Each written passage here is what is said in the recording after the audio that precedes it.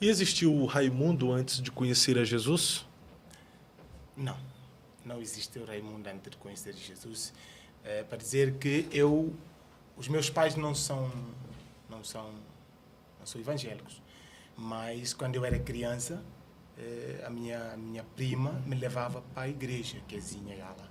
Sim. Ela me levava, então eu cresci na igreja. Eu fiz o meu percurso na igreja. Eu não sei o que é estar fora da igreja.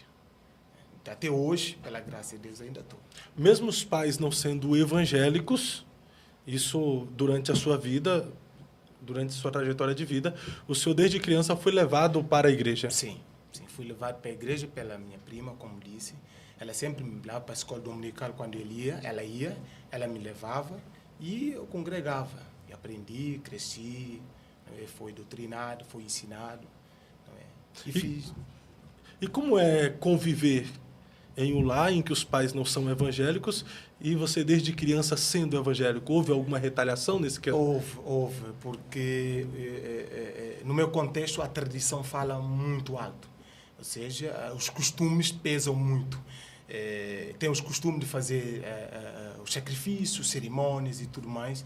Aí, por exemplo, se acontecer alguma coisa, por exemplo, em casa, um gato chorou, um gato preto apareceu do nada, né, os formigueiros apareceram, né, no entendimento dos meus pais, aquilo era uma chamada assim de atenção por parte do diabo, do Satanás, que alguma coisa tem que ser feita. E era obrigado, não é, toda a família se envolver.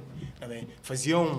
Cozinhavam a comida para preparar isto lá de cerimônia e nos obrigavam para comer. E eu sempre resistia, não é?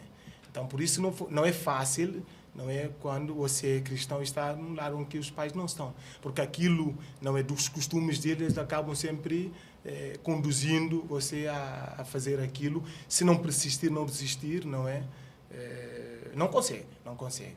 Mas é mesmo firmar para poder fazer aquilo. Mas também a graça. Às vezes a minha irmã fazia defesa de mim, a minha prima fazia defesa de mim, não é? Deixam a criança. E também a minha mãe, ele nunca me obrigou a fazer coisas assim, mas meu pai sempre vai nisto, você tem que fazer, aqui é regra, é tradição, não é? Isso não vai matar, então você é o único evangélico que existe.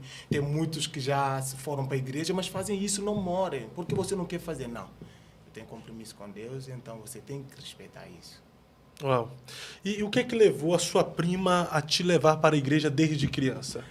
Bom, aconteceu algo na minha família que para dizer que houve algo, tipo um pacto, não é? A minha mãe perdeu 4 meninos antes de mim. Os filhos nasciam, iam até a idade adulta, morriam. A primeira foi a mesma, a segunda, a terceira, até a quarta. O processo continuou. Então, quando eu nasci, a minha mãe me levou para a igreja. Disse, essa aqui eu vou entregar para a igreja, se calhar sobrevive. Foi a sua mãe mesmo que levou ou sua prima? A minha mãe que me levou, mas a minha prima não estava. E quando ela veio para a nossa casa, ela veio já cristã. Não é? Então, algo aconteceu antes da minha prima ter estado conosco junto. Então, a minha mãe me levou, disse que esse aqui eu vou entregar para a igreja, se calhar ele sobrevive. E pronto, deu. Não é? Eu não morri, sobrevivi.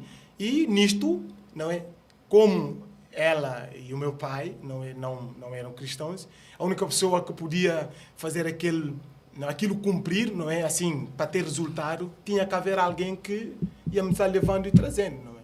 Então, e foi bem a minha prima ter vindo ficar conosco e ela assumiu isto sempre que ia para a igreja, para a escola dominical, me levava, não é, para os cultos, escola dominical, e eu fiz a carreira mesmo. A carreira da igreja e do ministério? Do ministério fiz a carreira, porque eu comecei da escola dominical, eu fui professor da escola dominical, eu fui líder dos adolescentes, eu fui líder dos jovens, eu fui líder nós chamamos da coordenação. É uma organização que congrega jovens de toda a convenção. Então, eu fui coordenador por muito tempo. E depois eu fui presidente da mesa da Assembleia da Convenção. Eu fiz a carreira até chegar, não é, aonde estou hoje como missionário. Eu servi. Oh, uau, você viu. Só a gente voltando para eu entender melhor.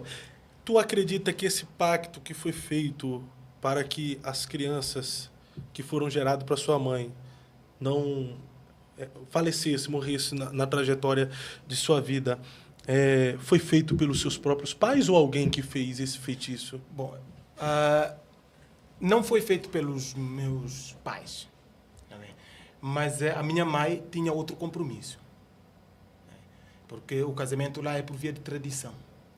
Então, como ela saiu desse outro casamento e foi dado em casamento, porque é tradição lá, né? Você toma sua filha e dá em casamento a qualquer um, não é, que se achar que é conveniente, segundo o entendimento dos anciãos.